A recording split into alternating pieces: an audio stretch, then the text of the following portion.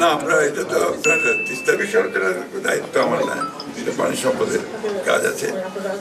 আমরা আমরা আমরা এর আগেই বলেছি যে আমরা তিস্তার সমস্যার সমাধান চাই এবং সেটা চায়না নিজেরাই অফার করেছে যে তারা করতে চায়, সেটা আমাদের গভর্নমেন্টের সিদ্ধান্ত হবে, তখন আমরা সে ব্যাপারে জানাতে পারবো।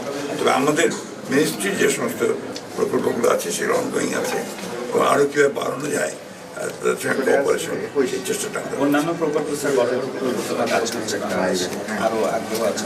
হ্যাঁ, অবশ্যই চায়না তো আপনার আমাদের একটা বড় পার্টনার, সেক্ষেত্রে তাদের আগ্রহ আছে এবং আমরাও এগুলো নিয়ে চিন্তা করছি যে আসলাম আমরা তো শুধু এখন আমরা বিভিন্ন প্রকল্পে কীভাবে তাদের কোঅপারেশন আমরা পেতে পারি সেই বিষয়গুলো আমরা দেখি। আজকে স্যার তারা কোন কোন খাতে আগ্রহ প্রকাশ করছে?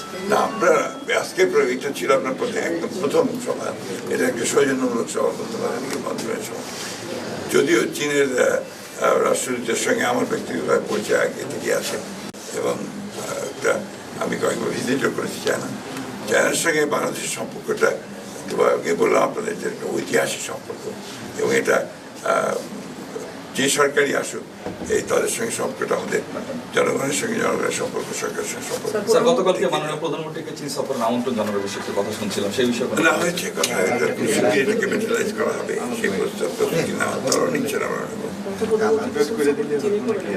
এটা বলা মুশকিল করলে ওটা সিদ্ধান্ত